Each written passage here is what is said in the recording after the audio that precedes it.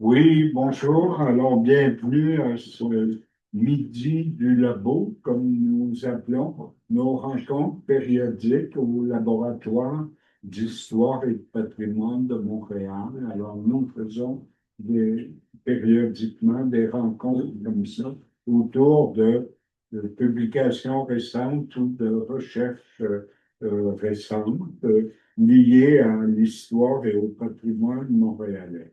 Alors, brièvement, je vous présente nos protagonistes aujourd'hui. D'abord, Frédéric Mercure Joliette, l'auteur de Réinventer Montréal, qui est une version remaniée de sa thèse de doctorat sur l'histoire de l'urbanisme à Montréal pendant les 30 glorieuses, un doctorat en sciences politiques à l'Université de Montréal. Frédéric Mercure Jolette est professeur de philosophie au Cégep Saint-Laurent et chercheur postdoctoral à la Chaire de recherche du Canada en action climatique urbaine. Il a déjà bon nombre de travaux qui ont été publiés, en particulier sous forme d'articles dans plusieurs revues. Et pour discuter avec lui, nous avons Guillaume Etier, qui est professeur en théorie de la ville, rapport espace-société au département d'études urbaines et touristiques de l'UQAM. Formé en sociologie, il s'intéresse aux formes urbaines contemporaines en tant que reflet de la société et il a publié La ville analogique, repenser l'urbanité à l'ère numérique en 2022. Alors, nous aurons un échange d'une quarantaine de minutes entre nos deux participants, et ensuite une période de questions, discussions avec l'auditoire, qu'il soit ici ou en ligne, d'une vingtaine de minutes. Donc, je cède la parole à Frédéric d'abord, peut-être. Je vais dire un mot. Oui. Merci beaucoup, Monsieur Linto. Je vais mettre un petit peu en contexte aussi. Je suis content, en tout cas, d'être ici aujourd'hui pour amorcer cette discussion sur un livre que je vous invite vraiment à lire, notamment sur le plan de l'historiographie. Il y a quelque chose d'intéressant qui se passe dans la redécouverte de figures, en fait, intéressantes dont on va parler aujourd'hui. Euh, on a dit que accessoirement, j'enseigne la théorie urbaine. Alors, je suis un peu dans cette dynamique-là aussi où on doit, à un moment donné, présenter une certaine histoire des idées sur la ville au 20e siècle, des idées en urbanisme dans une épistémologie qui est un peu compliquée. On va en parler aujourd'hui, assurément. Mais j'allais dire, donc ça, c'est peut-être la partie accessoire, la partie un peu plus anecdotique, c'est que j'ai, en fait, avant même que Frédéric sache que j'ai lu le livre, je l'avais lu déjà parce que j'étais un évaluateur pour McGill Queens. Alors, quand, dans un premier temps, il m'a demandé au lancement du livre, il y a quelques semaines, si je voulais participer, je lui ai dit pas de problème, mais je voulais une copie quand même. Franchement, on est là pour ça. Alors, bon, ça tombe bien, j'avais beaucoup aimé, donc tout rentrait bien ensemble. Alors, Frédéric, pour commencer la discussion, je pense que ça serait intéressant de revenir un peu sur la genèse de ton projet doctoral. Pourquoi tu as décidé de le structurer comme ça? Comment c'est arrivé cette idée?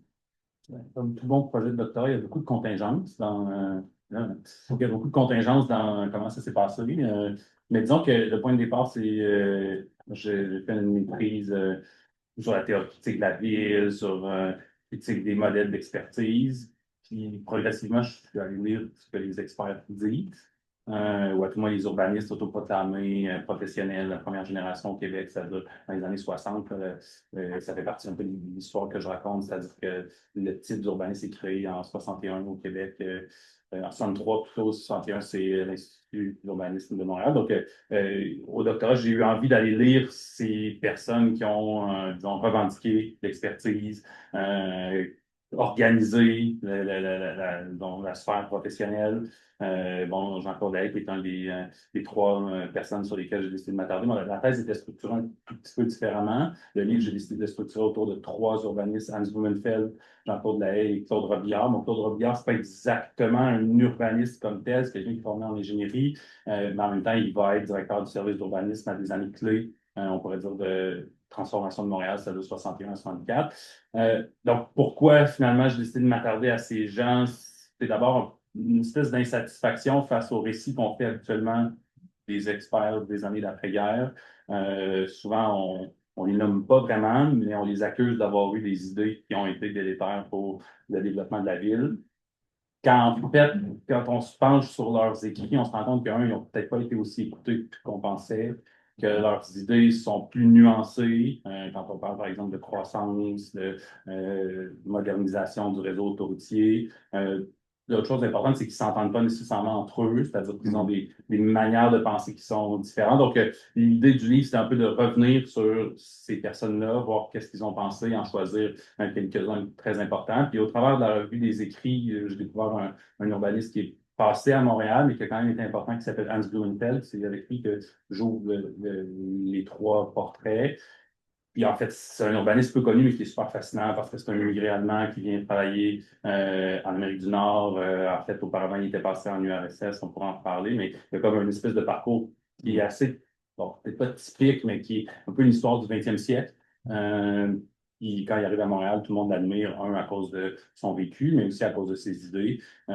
J'ai essayé un peu de reconstruire ses idées. C'est quelqu'un qui est à la fois proche puis critique de Jane Jacobs. Ils ont un dialogue ensemble dans leurs écrits. Donc, j'ai essayé de refaire un peu le récit tout en essayant de détacher ces gens-là de l'image du technocrate tout puissant qui vient refaire le tissu urbain. C'est plutôt des gens qui essayent des choses par essai-erreur. Il y a quelque chose d'assez mystérieux aussi quand on découvre ces personnages-là dans ton livre. Euh, enfin, de découvrir qu'ils ont une profondeur, qu'ils ont une histoire, une trajectoire. Donc, on peut peut-être parler un peu des trois après, là, si tu veux. Puis je pense que c'est intéressant, mais je veux dire, c'est des personnages un peu éclatés. Puis je me demande, parce qu'on est dans un contexte aussi d'histoire, en termes d'archives, est-ce que ça a été compliqué trouver, refaire ces récits-là, au fond, de personnages qui sont un peu passés à la trappe de l'histoire, à part pour des centres sportifs, puis des quelques mentions ici et là. Pour ce qui est des archives, Hans Blumenfeld, il y a un fonds d'archives qui est à la ville de Toronto parce qu'il a été employé à Métro Toronto, c'est-à-dire l'espèce d'organisme métropolitain de planification entre, je pense, 55 et 61. Puis il a habité à Toronto pour le reste de sa vie. Donc, ses archives personnelles sont là, mais il n'y a pas grand-chose dans ses archives personnelles. C'est beaucoup des manuscrits, quelques éléments de correspondance, mais à peu près rien de avant 1955. Une des raisons assez évidentes, c'est que il fuit les États-Unis, il fuit le macartisme, c'est un communiste aux États-Unis, donc il parle assez peu de choses. Donc, quand il arrive, il habite dans un hôtel les premières semaines, donc il n'y a pas grand-chose avec lui. Donc, je veux dire, c'est très difficile d'avoir plus, mais il écrit son autobiographie, que je vous conseille, qui est super fascinante, où il raconte justement comment il vit les deux guerres mondiales. Fait que je me suis beaucoup basé sur ses écrits publiés. Jean-Claude Haye, c'est différent. C'est ici à l'UQAM que sont ses archives. Pourquoi des histoires sur le fait que l'UQAM ne voulait pas, puis finalement, ils ont été déposés ici. C'est ce qui m'a été raconté. En même temps, la salle de consultation à l'UQAM n'est peut-être pas ma préférée dans celle que j'ai historique. Pensons qu'il enlève. Exact. Mais la haie, lui, ses archives personnelles sont vraiment volumineuses, mais en même temps, c'est beaucoup des documents techniques. Parce que la haie, il y avait une firme privée. Puis le 2 tiers, c'est par exemple les plans du complexe des jardins. C'est sa firme qui l'a réalisé. C'est sa firme qui a réalisé le lien avec l'UDM, c'est-à-dire qu'une partie de la modernisation du campus a été réalisée par la firme de Jean-Claude Lahaye. Donc, si vous avez une idée, le stationnement. C'est plus le nom du stationnement l'UDM avec Louis Collin. Louis Collin, exactement. Donc, c'est avec un autre ami architecte qui travaillait avec sa firme qui ont fait ça. Donc là, il y a beaucoup, beaucoup de documents techniques. Mais en même temps, il y a beaucoup d'éléments de correspondance aussi. Jean-Claude Daes, quelqu'un qui était éminemment réseauté. Il écrivait aux politiciens, félicitations, M. Trudeau, d'avoir été élu. Donc, on a plusieurs choses. Donc, ils sont assez bien classés aussi, tes archives. Donc, ça a été quand même agréable. Bon, j'ai laissé de côté une partie des documents techniques, là, c'est-à-dire que c'est pas une thèse sur, disons, comment elle travaillait dans sa firme, quoi que ça aurait pu être intéressant parce que c'est une des premières grosses firmes d'urbanisme au Québec où il a employé des sociologues, il a employé des travailleurs sociaux.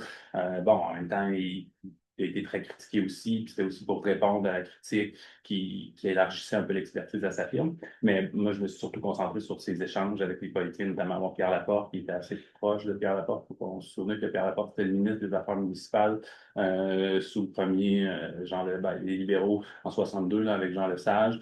Fait qu'il y a des échanges, il y a des éléments de correspondance, il y a des notes aussi de la Commission provinciale d'urbanisme. Puis le troisième, Robillard, ça, il n'y a pas grand-chose. C'est une personne très, très, très discrète. Donc, c'est à la ville de Montréal que sont ses archives.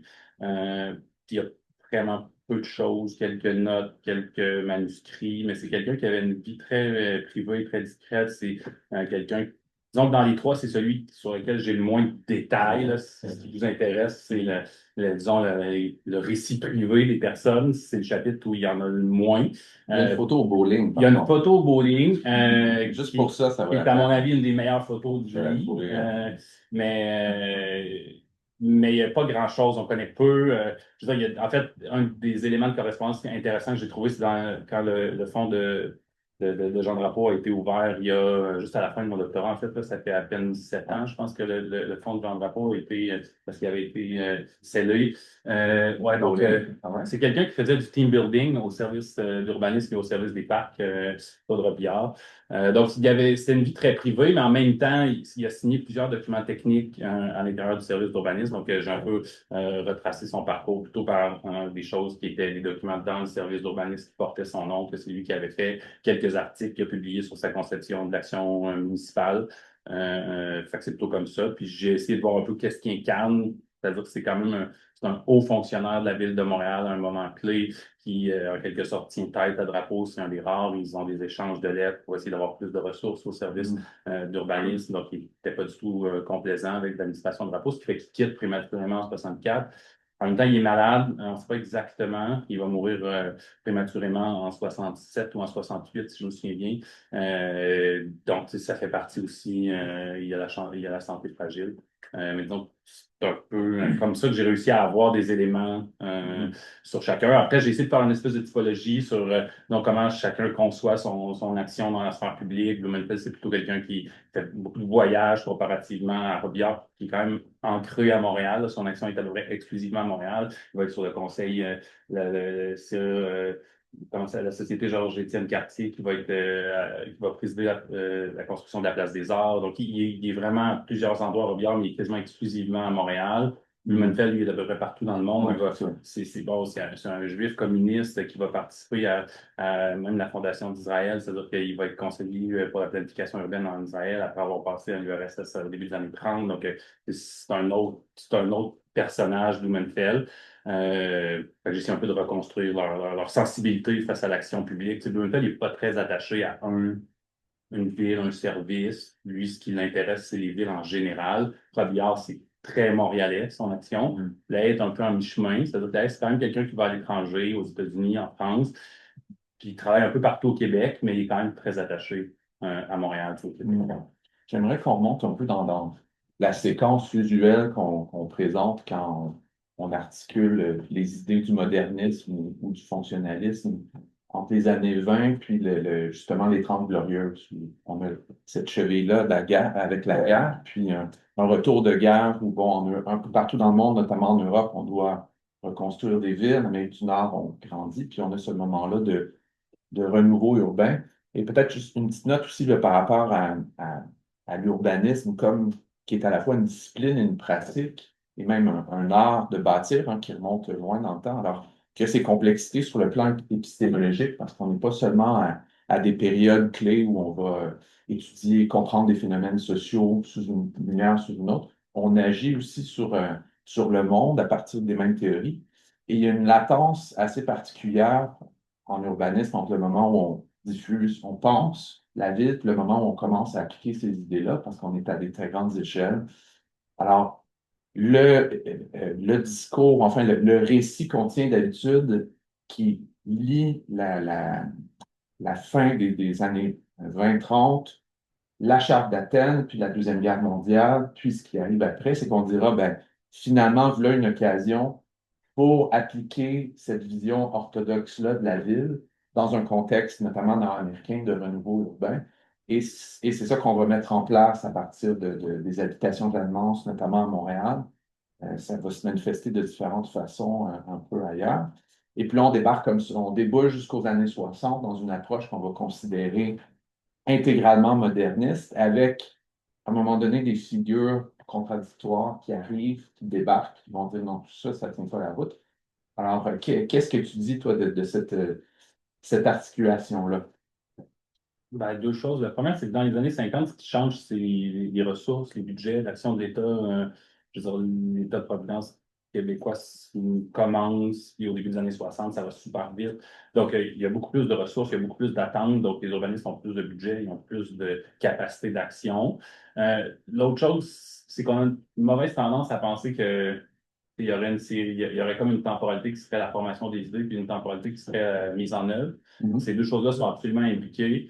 Puis même, je veux dire, les urbanistes en parlent, c'est-à-dire que tu sais, ce qu'ils veulent dans les années 50, Blumenfeld, Lahaye, puis Robillard, c'est mettre en place des Blumenfeld puis Robillard travaillent plutôt au niveau municipal, Lahaye est plutôt un conseiller au niveau provincial. Donc, ce qu'ils veulent, c'est mettre en place des organismes publics qui vont avoir une action continue, qui vont constamment revenir sur les modèles d'action. Donc, c'est pas comme si il y avait une espèce d'idée de ah ben là, on a eu un modèle de, je sais pas, moi, la ville radieuse, puis là, on a une occasion, puis on la met en œuvre.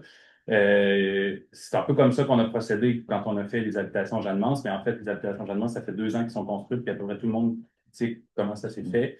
Blumenfeld est un des premiers quand il arrive à Montréal à se dire qu'est-ce que vous avez fait, je peux pas croire que vous avez détruit tout un pâté de maisons pour mettre des habitations comme ça. C'est pas tant les habitations. Blumenfeld n'est pas quelqu'un de très soucieux, disons, de l'esthétique moderniste ou pas. C'est plutôt le fait d'avoir détruit toutes ces maisons. Donc, bon, dans son autobiographie, puis ça va revenir dans des échanges, il surnomme le plan d'Ozoir, le plan bulldozer. Donc, on a utilisé plutôt le bulldozer. Donc, l'idée, c'est que lui, ce qu'il veut, c'est qu'il y ait comme une espèce de critique en continu de l'action. Donc, c'est pas tant qu'on aurait eu dans les années 50, 60 l'occasion de mettre en œuvre des idées. C'est sûr que sur le plan des grands modèles, c'est peut-être moins une époque de création de grands modèles, plus une époque de mise en œuvre. Mais ce qui intéresse d'abord ces gens-là, c'est mettre en place des institutions publiques qui marchent, c'est-à-dire des services municipaux fonctionnels, qui ont des dents, qui émettent pas juste des permis au sens de n'importe qui vient cogner à la ville qui est capable d'avoir un permis, mais qui sont capables d'avoir un impact sur la manière dont la ville se bâtit, sur la densification des périphéries, ainsi de suite.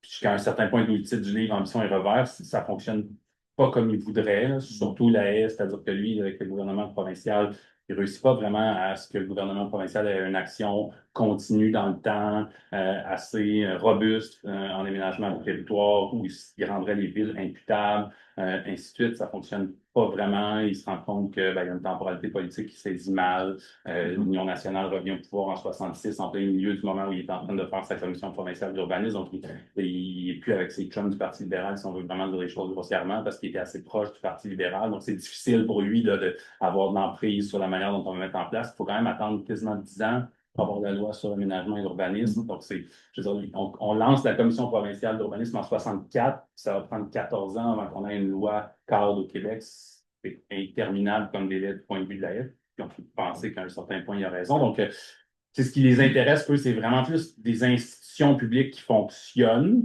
avec une expertise en continu que vraiment réaliser une chose. Tu sais, c'est sûr que moi, je me suis intéressé, par exemple, à la ville d'Anjou, qui est créée en 54.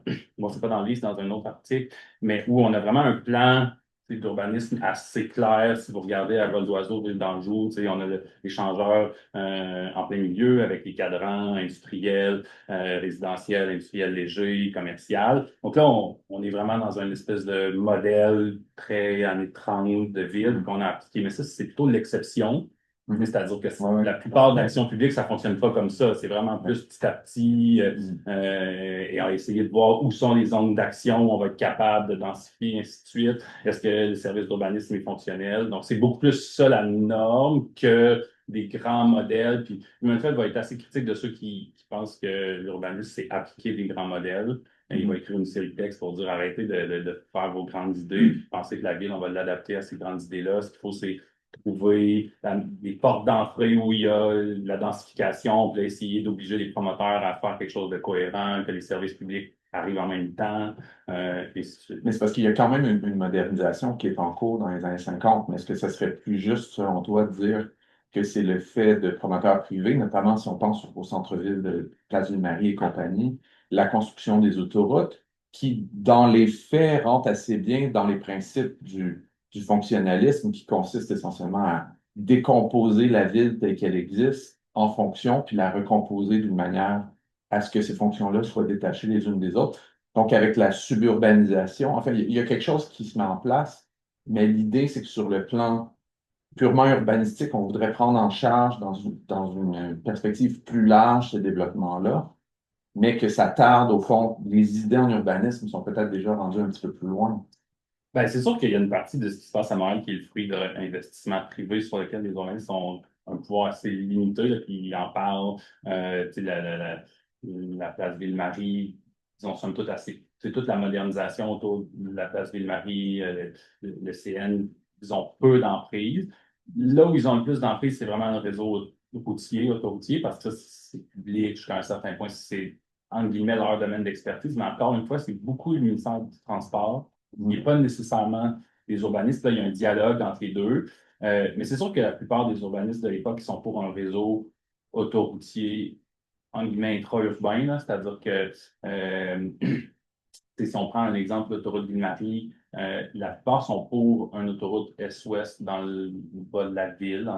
Le premier tracé, ceux qui ne savent pas, c'était dans la rue de la Commune qui avait été mis de l'avant par la première, disons, version du service d'urbanisme dans les années 40, début 50, où c'était un service encore avec assez peu d'expertise. C'était essentiellement des ingénieurs. Puis on leur avait demandé, est-ce que vous êtes capable d'imaginer une ville au sud, une autoroute au sud, est-ouest, puis ils avaient en gros imaginé une espèce d'autoroute surélevée dans l'axe de la rue de la Commune. Rapidement, ce projet-là va être mis de côté, puis la plupart des urbanistes à la fin des années 50 sont d'accord avec le fait que ce n'était pas un bon endroit. On va le mettre dans ce qui est un ancien ruisseau, dans l'axe Piget plutôt, mais ils sont en faveur d'un réseau d'autoroutes. Je dirais que c'est probablement la chose pour laquelle on peut le plus les critiquer quand on regarde vraiment leurs idées, le contenu. Si on dit c'est quoi. Tu sais, par exemple, Blumenfeld était en faveur, ceux qui connaissent un peu la ville de Toronto, de l'autoroute Spadina à Toronto. Donc, c'est un gros sujet à Toronto dans les années 50-60. C'est-à-dire En guerre avec Jacobs. en guerre, ben, c'est ça. Jacobs arrive un peu sur le tard, c'est-à-dire que Ouais. Jane Jacobs avait allé habiter dans un des quartiers où l'autoroute est censée traverser quand ses enfants risquent d'être recrutée pour aller à la guerre du Vietnam. Donc, elle fuit les États-Unis, elle s'en va habiter à Toronto, puis elle habite un quartier où il est censé avoir une autoroute qui traverse. Là, c'est un peu le récit. Ah, ben, j'habitais Greenwich Village, j'étais censé avoir une autoroute, j'ai réussi encore une autre autoroute. Puis, mais il y avait déjà une mobilisation. Puis, Winfield était plutôt dans les experts qui disaient que l'autoroute était une bonne chose. Ceci dit, Blumenfeld est en faveur d'un axe réservé d'autobus sur cette autoroute-là. Donc, je ne sais pas dire que l'autoroute est une bonne chose. Au contraire, c'est juste que quand on dit tout à l'automobile, autoroute, pas nécessairement. C'est-à-dire que même lui, il pensait qu'en fait, les autoroutes avaient une fonction pour les autobus. Mais c'est sûr qu'il pensait toujours, puis il y avait un principe que lui défendait qui était le bouclage des autoroutes, c'est-à-dire qu'une autoroute ne pouvait pas finir dans un boulevard. Il fallait qu'il aille chercher une autre autoroute, d'où l'idée des autoroutes intra-urbaines qui traversent constamment. Pour ces gens-là, c'était une mauvaise idée d'arriver. Ça allait créer des bouchons monstres, qu'on ratisse toujours la route. Il fallait que la route, jusqu'à un certain point, reste à la même grosseur, puis qu'elle fasse un tour. C'était probablement une mauvaise manière de concevoir. Ça, c'est probablement la principale chose, à mon avis, dans le débat avec Jane Jacobs, qu'elle avait raison de dire qu'en fait, non, moins de routes, moins d'autos, ça va ensemble. Puis il y a une offre, puis il va y avoir de demandes pour les voitures. Ça, je pense que c'est probablement la chose sur laquelle ces gens-là se sont le plus trompés. Puis en plus, c'est là où il y avait le plus d'emprise, c'est-à-dire que c'est là où ils pouvaient débattre avec, parce que c'est davantage des institutions publiques qui décident où est-ce qu'on met les routes, même si à un certain point, si les développeurs se mettent dans un quartier et qu'ils ont besoin de routes ici, ben, on va avoir probablement une route, les autoroutes de périphérie souvent viennent avec la densification, avec la demande des promoteurs aussi. J'ai cherché dans ton livre il y a quelques jours pour trouver une mention seulement Team 10. Puis je vais juste te poser la question là-dessus parce que quand on regarde un peu l'histoire des SIAM, les congrès internationaux d'architecture moderne, initiés par Le Corbusier, quand on arrive en 55, alors ils se réunissent annuellement, ben, pas tout à fait annuellement, parce qu'en 55, il y a eu une pause avec la guerre, mais en 55, c'est le 10e anniversaire des SIAM, et il y a un groupe qui fait rupture. Et justement, sur la base que le modernisme est devenu trop rigide dans ses approches, qu'un urbanisme qui est trop doctrinaire. Et c'est intéressant parce que, il y a Sandy Van Ginkel, notamment, qui était associé à ce groupe-là avec sa conjointe Blanche. Les deux étaient urbanistes, architectes à Montréal. Et même Sandy Van Ginkel a dirigé Moïse Chabdy sur son mémoire de maîtrise qui était finalement Habitat 67, où là, on est déjà dans une approche beaucoup moins rigide du modernisme, on s'intéresse aux clusters. Enfin, on est dans quelque chose qui est en train de migrer vers peut-être les critiques plus culturalistes qu'on adressera au modernisme. Donc, est-ce que tu as l'impression que les personnages que tu déterres, entre guillemets, dans ton livre sont en phase avec cette implosion du modernisme? Euh, je veux dire deux choses à ce propos. La première, c'est oui. La deuxième, c'est Non? ben, non, c'est pas tant ça. C'est pas tant ça. C'est qu'il y a comme une autre temporalité qui est l'architecture, c'est beaucoup, puis tu le sais Ouais. probablement mieux que moi, là, il y a un côté rockstar à l'architecture, puis Ah, faire rupture avec les parents là, en architecture, c'est comme un geste obligé. c'est ça. Euh, donc, tu sais, Blumenfeld puis Robillard sont juste pas là-dedans. Là. Eux, ils vont pas faire une sortie pour dire nous, on est contre le Corbusier ou tu sais, c'est des gens assez modestes dans leur prise de parole publique, donc ils vont pas arriver comme Clinton avec une grosse banderole pour dire on fait rupture. La haie plus proche de ce genre de choses-là. Puis lui, en fait, est probablement en déphasage avec Clinton parce qu'il défend plutôt l'approche des SIAM, quoique dans certaines, de manière beaucoup plus flexible. Là. Mais tu sais, dans les trois, il y a pas mal juste la haie qui s'inscrit. La haie est allé au Graduate School of Design de Harvard. Ouais. Lui, il est plutôt dans ce milieu-là. Les deux autres, c'est juste pas leur tasse de thé, ce genre de grosses frasques, on va dire, dans le milieu. L'architecture, c'est qu'il y a comme l'urbaniste qui est proche de l'architecture, puis il y a un urbaniste qui est plutôt proche des politiques publiques. Puis celui que j'ai étudié, c'est plutôt celui proche des politiques publiques. C'est pas nécessairement des gens qui sont dans les débats esthétiques, c'est plutôt des gens qui sont dans les débats de comment faire les bonnes politiques publiques. Puis c'est même dans son autobiographie, Manuel, il va dire, moi, en fait, je suis pas super bon pour dessiner. Comme j'ai pas de sens esthétique.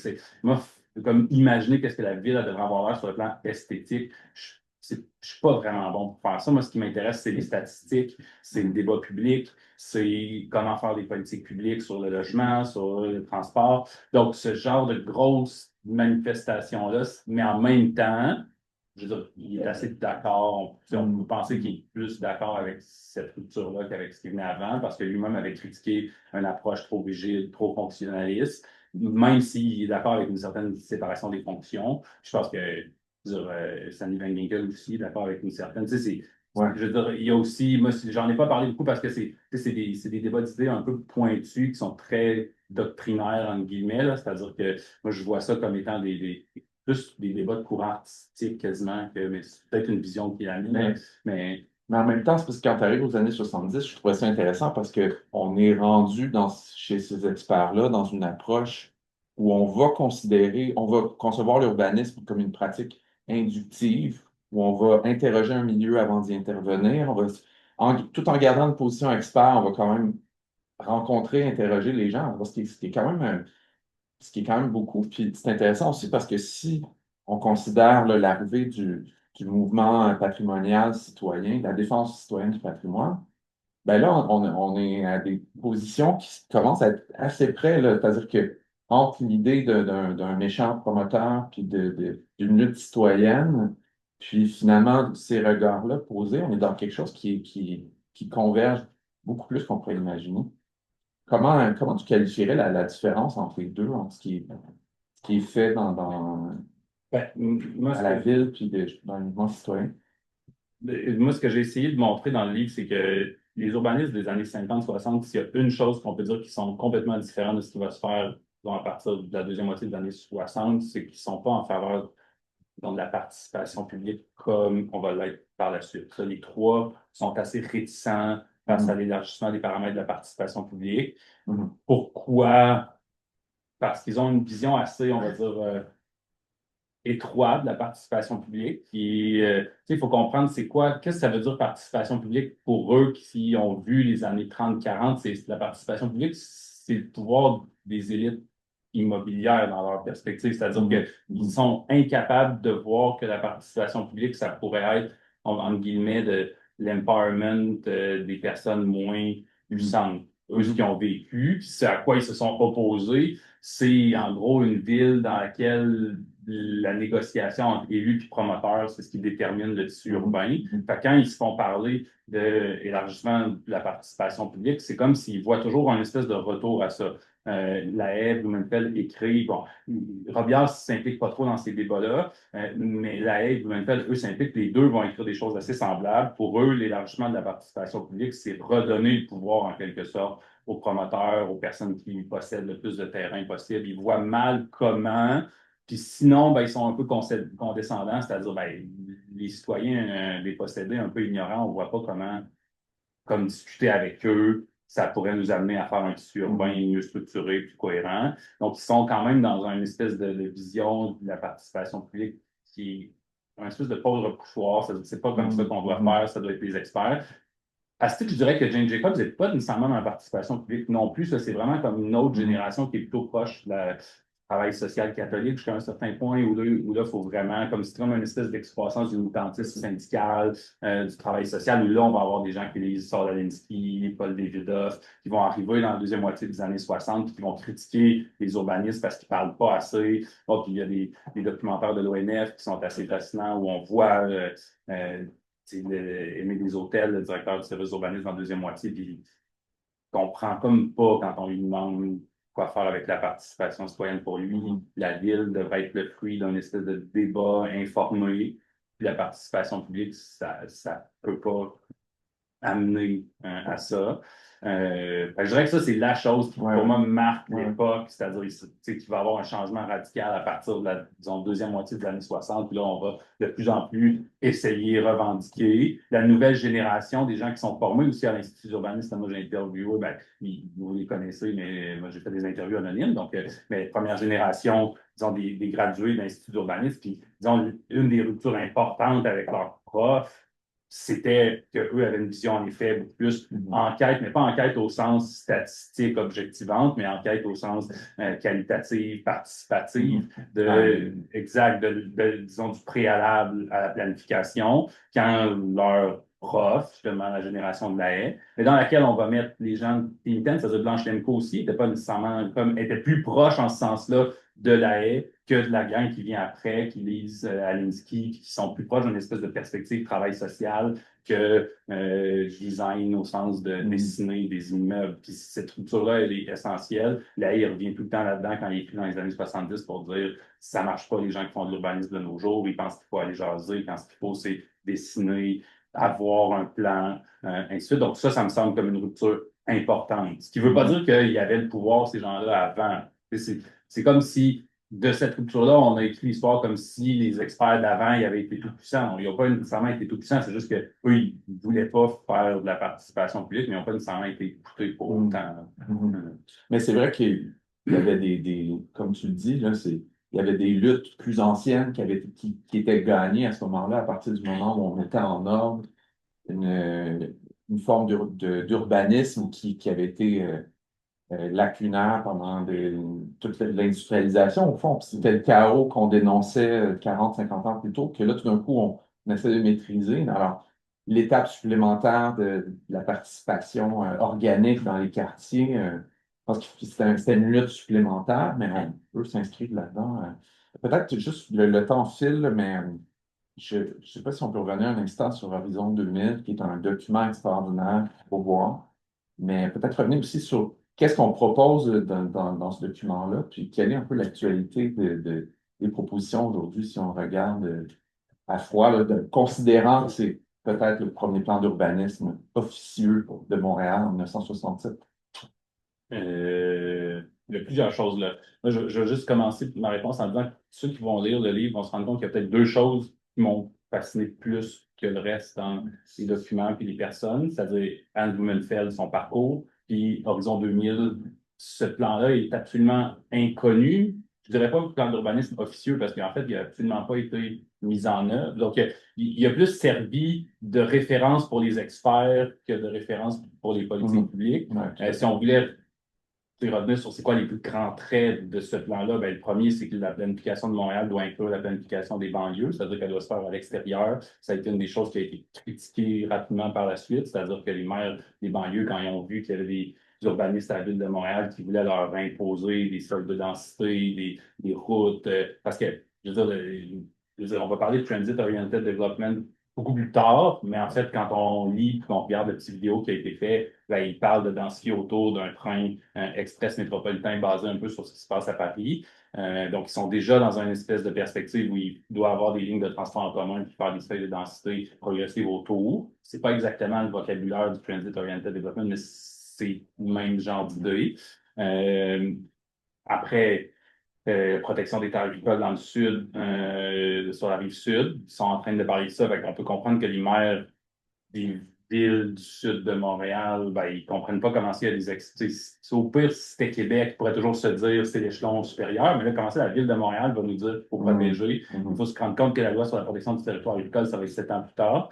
À part ça, il n'y a pas de 10-30 il n'y a dans le plan. il y a pas de 10-30 encore, non. Mais il y a il y a quand même l'idée de consolider les fonctions en périphérie. Donc, les fonctions commerciales devraient en quelque sorte être consolidées. Donc, je crois que la première chose qui est absolument fascinante de ce plan-là, c'est que c'est pas tant un plan pour l'île de Montréal que c'est un plan pour l'urbanisation à l'extérieur de l'île de Montréal, parce que finalement, ce qui intéresse, parce que, bon, pour faire la petite histoire, c'est un plan que les urbanistes ont fait quasiment autonome. C'est un des moments où les urbanistes de la ville de Montréal ont eu plus d'autonomie professionnelle parce que pendant 3 ans, Drapeau était essentiellement intéressé à planifier l'expo, puis il a laissé, sous l'impulsion de Robillard, les urbanistes faire un espèce de plan un peu déconnecté de ce qui se passait comme dans la ville. C'était juste faites-moi ce qui vous tente en termes, pas ce qui vous tente, mais faites-moi le meilleur plan pour la ville de Montréal.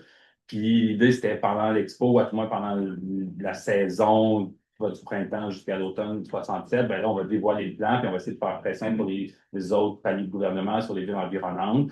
Donc, pendant 3 ans, ils ont travaillé à une équipe de 7-8 personnes, pas à temps plein, mais c'était quand même 7-8 personnes qui, de manière hebdomadaire, Hans Blumenfeld agissait comme conseiller. Fait qu'ils sont arrivés avec un espèce de truc qui, sur le plan disons, de la matérialité, qui n'a aucun bon sens parce que c'est comme une centaine d'études techniques qui sont numérisées maintenant, mais qui sont à la ville de Montréal. Puis la seule manière qu'ils ont trouvé de synthétiser ça, c'est faire une présentation par diapositive. Donc, imaginez-vous le tourniquet avec des diapos, avec une voix off par-dessus, qui dure à peu près 15 minutes. Donc, la seule synthèse qu'on a, c'est ça. Sinon, c'est une centaine d'études techniques sur YouTube, il faut le voir.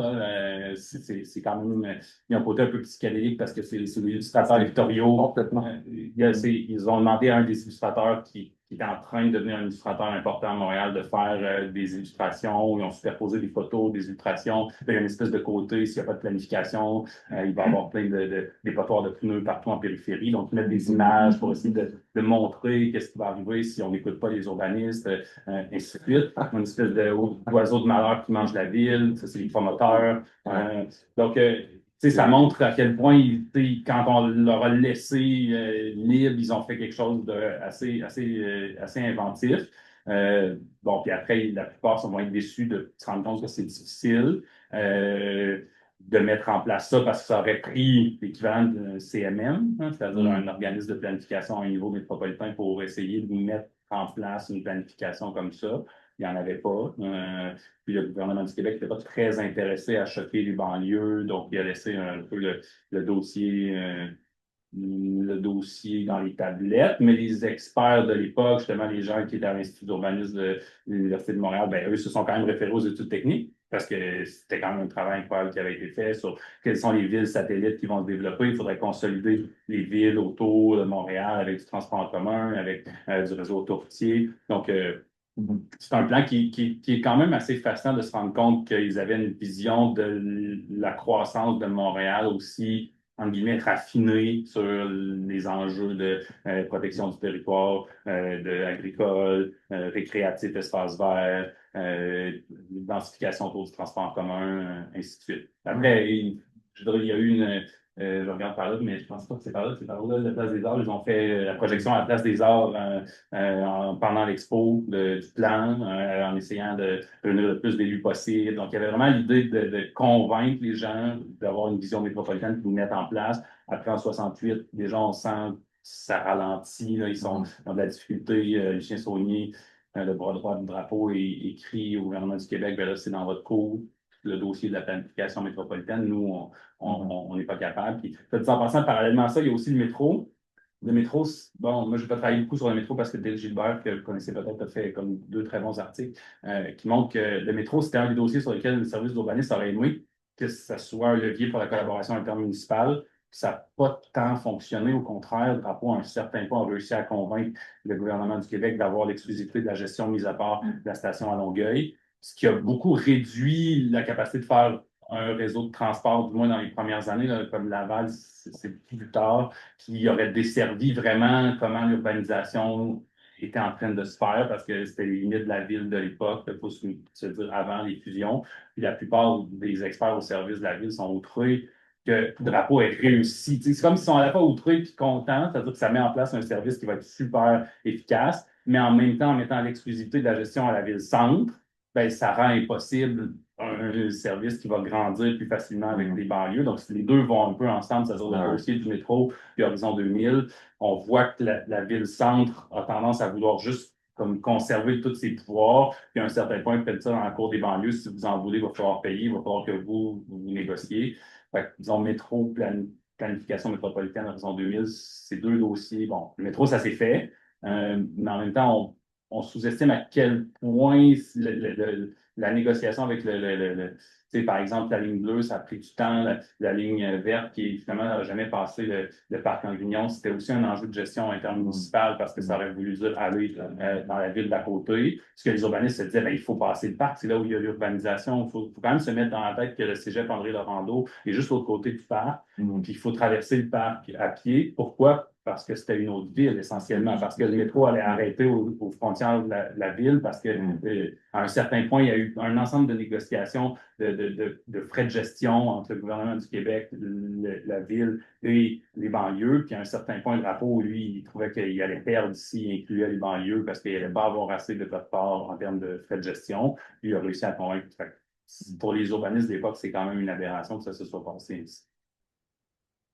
Le temps file. Voilà. Alors, Alors, on peut maintenant passer aux questions de l'auditoire dans la salle ou en ligne.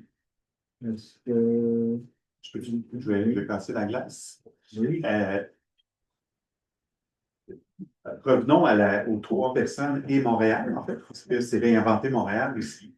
À la lecture de ton livre que j'ai apprécié, et c'est la raison pour laquelle je voulais t'inviter ici, mais je trouvais que la haie, malgré l'intérêt du personnage, on sent moins son ancrage montréalais, en fait. Tu le disais tantôt. Je trouve que Blumenfeld, on comprend, puis on le comprend d'autant plus qu'il travaille avec Robillard pour Horizon 2000, alors que l'autre, entre les deux, dans le chapitre entre les deux, oui, on comprend son importance pour l'histoire de l'urbanisme, l'institutionnalisation de l'urbanisme, etc. Mais pour Montréal, on le sent moins, oui, Complexe des Jardins, oui, Université de Montréal, mais au-delà de ça, qu'en est-il de ce personnage et de Montréal et de l'histoire de l'urbanisme à Montréal? Excellente question. C'est sûr que c'est le chapitre dans lequel je m'éloigne le plus de Montréal parce que c'est le chapitre où je traite le plus des institutions comme provinciales. J'ai fait des entretiens avec des gens du service d'urbanisme qui m'ont dit qu'ils n'aimaient pas trop la haie parce qu'ils trouvaient condescendant. Donc, c'est sûr que.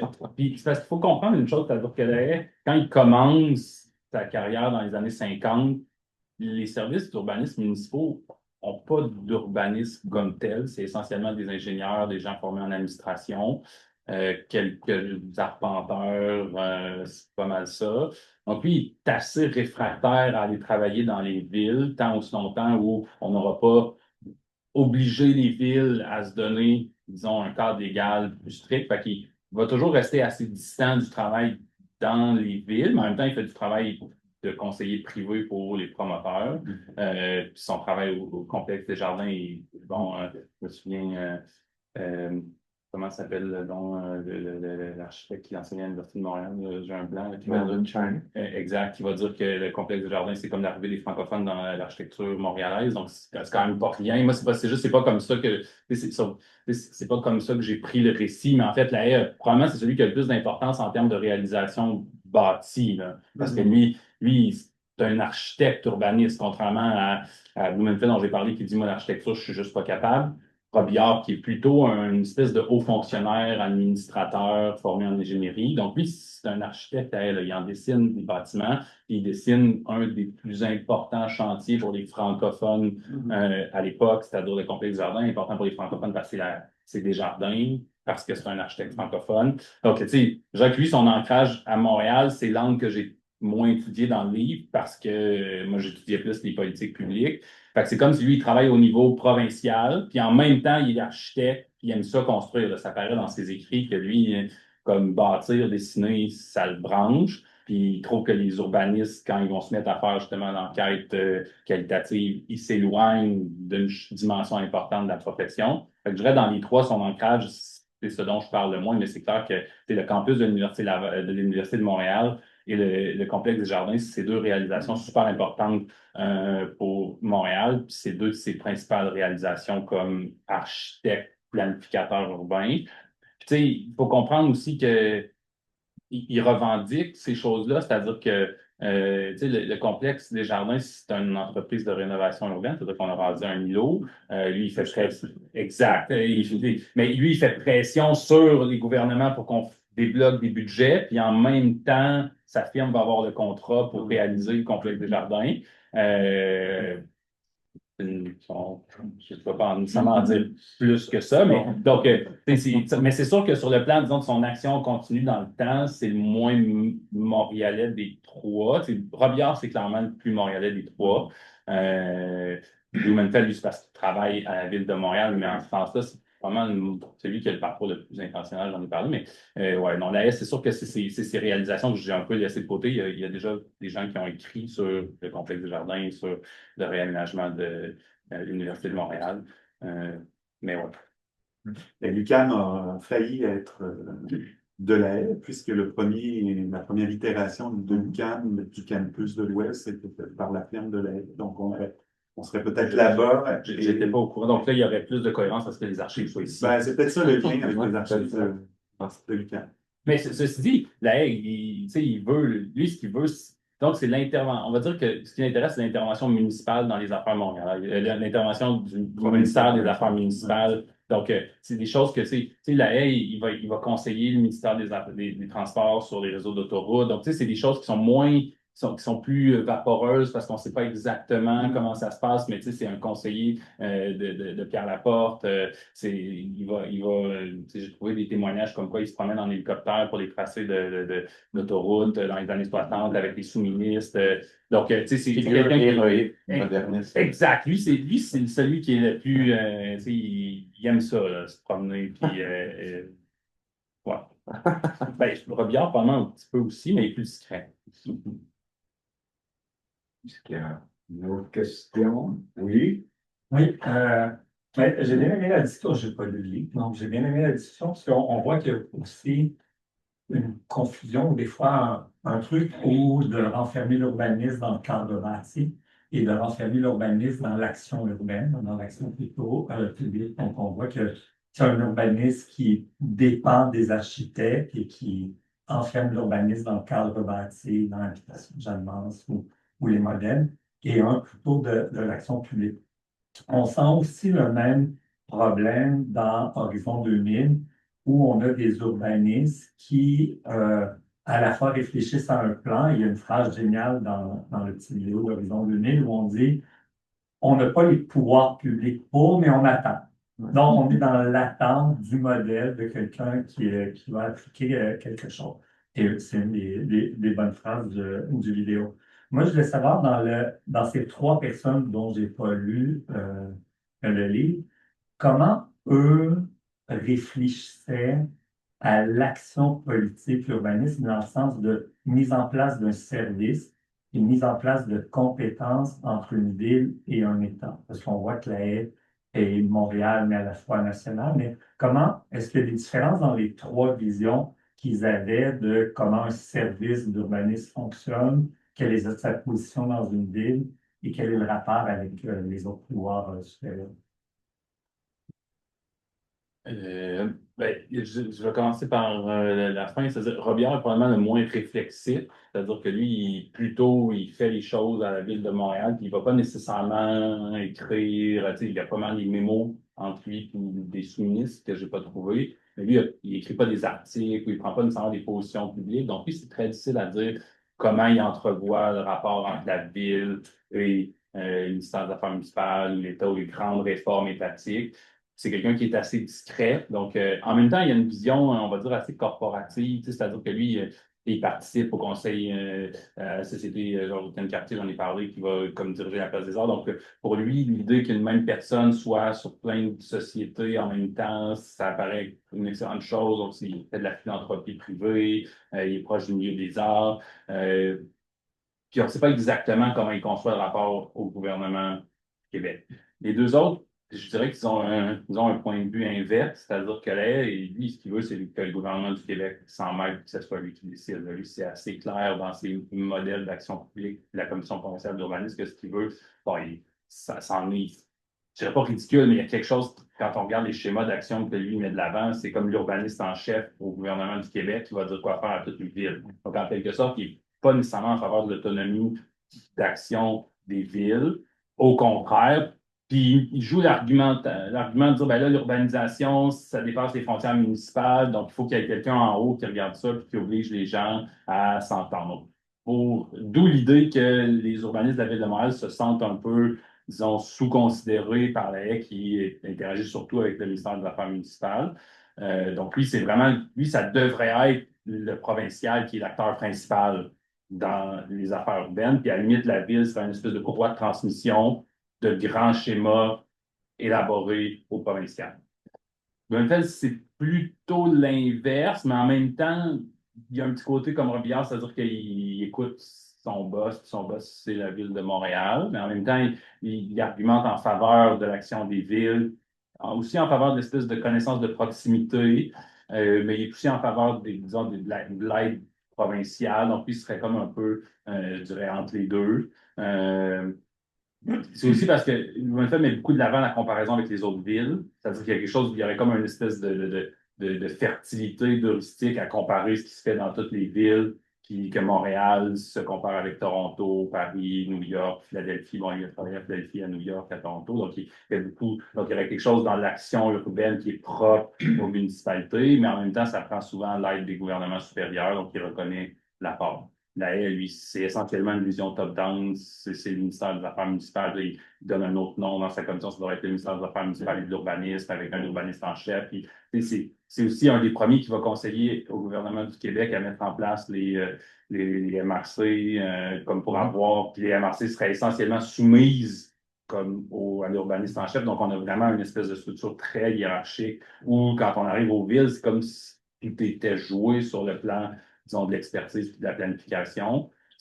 C'est lui qui va être le plus critiqué aussi. C'est sa vision qui va être la plus critiquée par les gens de la deuxième moitié des années 60 qui vont dire, ben non, pour faire des enquêtes qualitatives, ça ne peut pas fonctionner comme ça. Puis on s'éloigne, moins on sait ce que les gens veulent, ce qu'ils vivent. Donc, lui, va être un truc qui va être le plus pris à partie par essentiellement ses étudiants, parce que c'est lui qui fonde l'Institut d'urbanisme de l'UDM, deuxième moitié des années 60. Lui, il s'éloigne un tout petit peu, il se concentre sur la pratique privée, mais les gens le savent. Fait que non seulement les urbanistes de la ville là, se trouvent sous-considérés, mais ses premières générations d'étudiants vont être en désaccord avec sa vision très hiérarchique, très top-down de l'urbanisme. Le, le terme d'urbaniste en chef est revenu cette année là, dans les débats politico-urbanistiques. Là, c'est assez drôle que ce soit mentionné. Puis, tu sais, pour faire le lien avec l'UQAM, là, et quand ils ont construit la place des Jardins, il y avait une volonté géopolitique de faire un axe français souterrain sur le côté, que ça allait aligner la place des Jardins, la place des Arts et l'UQAM qui était au-dessus. Il y avait une volonté très forte à la fois de marquer la ville par un symbole, mais aussi de marquer la géopolitique urbaine, plus vers le sud. Est-ce qu'on a des questions en ligne? Non. Alors, dans la salle, est-ce que quelqu'un d'autre veut soulever une question? Oui? Je vais oser que vous avez, je vais juste rebondir sur une des choses que vous venez de dire sur, j'ai pas lu le livre moi non plus, mais qu'il y a des urbanistes qui s'intéressent davantage à la comparaison avec les autres villes. J'aimerais savoir sur quelle base, en ce sens que ça me paraît un mouvement très important, surtout dans le cycle de construction des années 60, où c'est la construction du système autoroutier et d'aéroports, mais c'est clairement dans une interconnectivité des grandes villes. Donc, dans tout le processus de métropolisation des villes en Amérique du Nord, mais aussi en Europe, il y a forcément un courant. Les gens regardent ce qui se fait ailleurs. Mais savez-vous un peu sur quelle base, quels sont les mécanismes et processus qui régissent un peu cette discussion intermétropolitaine? Ben là, il y a différentes choses, c'est-à-dire, tu sais, Blumenfeld, il y a deux sujets sur lesquels il fait des comparaisons, puis après, sur comment ça fonctionne, je vais revenir après, là, mais disons que c'est sur les politiques de croissance, les prévisions de croissance quand justement, on construit des réseaux routiers, quand on donne des permis de construction, c'est souvent basé sur la croissance anticipée. Donc ça, il fait beaucoup de comparaisons sur les taux de croissance ailleurs. Sur c'est quoi les chiffres. Puis dans les études techniques d'Horizon 2000, c'est quelque chose qui va revenir beaucoup sur les croissances des villes nord-américaines, sur Des scénarios pour Montréal. avec des scénarios pour Montréal. Ben, en effet, La fin. ben, disons que la principale erreur, entre guillemets, d'Horizon 2000, c'est sur les projections démographiques. Ça va être, on planifie 8 millions de personnes à Montréal en l'an 2000, qui est le double de ce qui s'est passé réellement. Mais bon, il essaye de faire ça en essayant de comparer ce qu'on a comme données sur d'autres grandes villes. Donc, ils vont prendre, par exemple, 10 grandes villes nord-américaines, c'est quoi le taux de croissance des 10 dernières années, comment ils sont projetés. Ils vont être en contact avec certains services d'urbanisme, essayer d'avoir les données pour essayer de comparer c'est quoi les taux de croissance. Ensuite, sur l'action en logement, ça, ils vont moins le faire, mais Blumenfeld va essayer de le faire un peu, c'est-à-dire voir qu'est-ce qui s'est fait en termes de construction d'habitation à l'eau modique, les subventions à la rénovation. Bon, parce que le gros sujet dans les années, disons, 40, 50, c'est ce qu'on a appelé la lutte au taudis. Donc là, qu'est-ce qui s'est fait ailleurs? Qu'est-ce qui ne fonctionne pas? Est-ce que vraiment la destruction des îlots, considérés vétus, ça permet de endiguer, on va dire, les taudis, en guillemets. Donc ça, il essaie de voir c'est quoi les projets qui se sont faits ailleurs, ainsi de suite. C'est comme les deux gros sujets, mais celui-là, il y a comme un peu moins, disons, de comparaison, on va dire, scientifique, là, parce qu'il y a moins de données, c'est plus vaporeux, entre guillemets, là, essayer de dire est-ce que ça a fonctionné ou pas, le quartier qui ont rasé à New York. Donc, là, c'est plus hypothétique, on va dire, comme comparaison. Le principal sujet, c'est vraiment sur les prévisions de croissance. Ils vont essayer de faire des espèces d'indices le taux de terrain occupé par habitant ajouté, comment ça se passe? Bon, c'est les villes de la côte ouest américaine qui sont le plus d'étalement urbain. Donc, ils essaient de trouver des indices pour comparer l'étalement urbain, pour voir qu'est-ce qui fonctionne, qu'est-ce qui ne fonctionne pas, pour essayer de voir justement comme quand on fait du lotissement, c'est quoi les seuils qu'on devrait avoir, donc compare avec d'autres villes.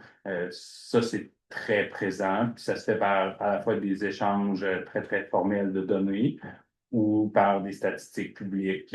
Donc, ils vont juste chercher et créer leur propre échelle. Il y a un peu des deux. Ouais. Est-ce que c'est ça? Oui, ben, il me semblerait y avoir deux volets. Vous parlez beaucoup de la croissance démographique, ce qui me semble provoquer des échanges intermétropolitains comme plus, comment dire, mettons, de niveau associé, si on peut dire, mais il y a aussi sûrement un niveau anticipé de la croissance économique, où il y a davantage un rapport de compétitivité avec, on ne cherche pas nécessairement à imiter l'autre métropole, mais à la surpasser, à se démarquer. Est-ce que c'est ce qu'ils ont envisagé dans le développement de Montréal, par exemple? Qu'est-ce qui rendrait Montréal plus attractif aux dépens d'autres métropoles? Je dirais que ça, c'est plutôt les élus qui ont ce discours-là. C'est-à-dire que les urbanistes sont un peu moins. Tu sais, c'est-à-dire que quand la haie parle avec les élus, ils empruntent ce discours-là pour essayer de les convaincre. Robillard, quand il parle avec le drapeau.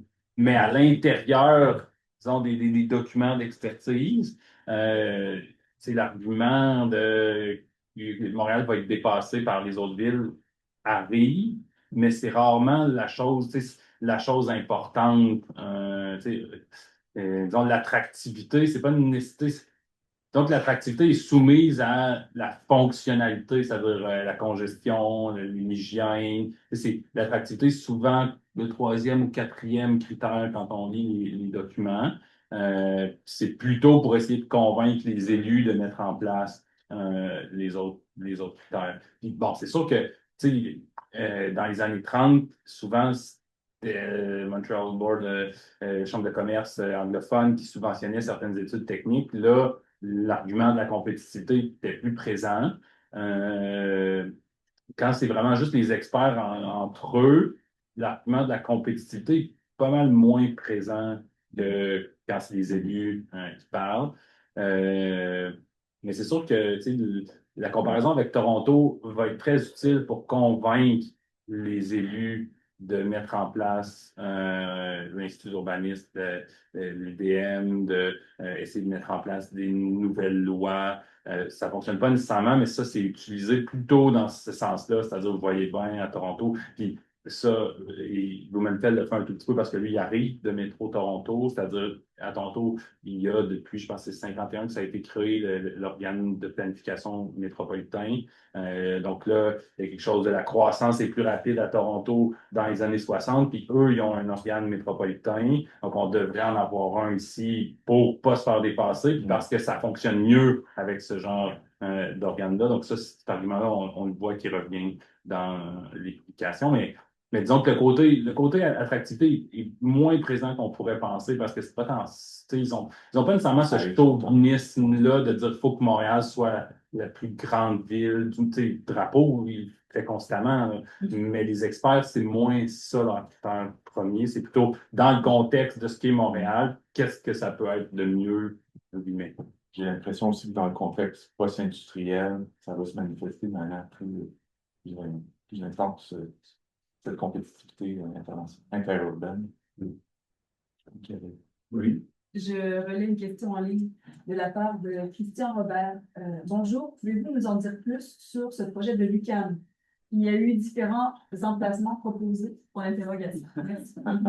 C'est marrant, c'est une question que Ben, il y a eu deux projets, là. Je peux pas te... Donc, il y a eu un premier projet qui était justement, comme disait Michel, dans l'axe Place des Arts, Complexe des Jardins, Place des Arts, et là où est le campus de l'Ouest actuellement, en fait, qui était déjà déblayé en renouveau urbain. Donc, la firme de la Haye a exposé un plan où la phase 1 du campus de l'UQAM serait sur ce quadrilatère Ontario, Sherbrooke, Saint-Urbain et Jeanne-Mance.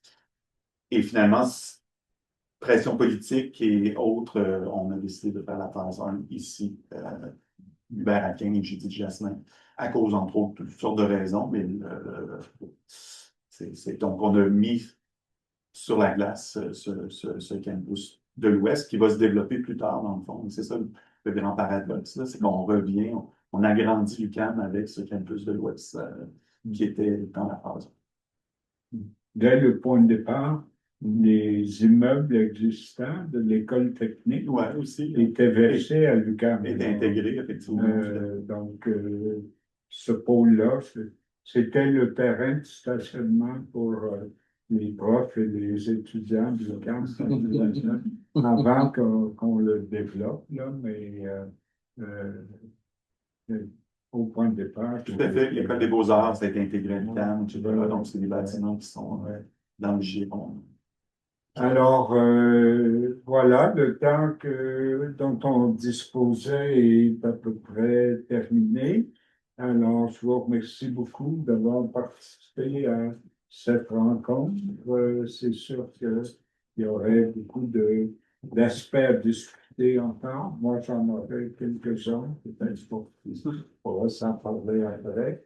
Mais voilà, et je pense que je vous invite en tout cas à lire ce livre qui est un livre magnifique, qui vraiment nous fait avancer, hein, apporte une compréhension nouvelle au phénomène, à l'histoire de l'urbanisme montréalais. C'est vraiment un apport significatif. Alors, je félicite Frédéric Mercure Drolet pour ce magnifique travail. Donc, le laboratoire vous tiendra au courant pour les prochaines rencontres des midis du labo. Merci à tous.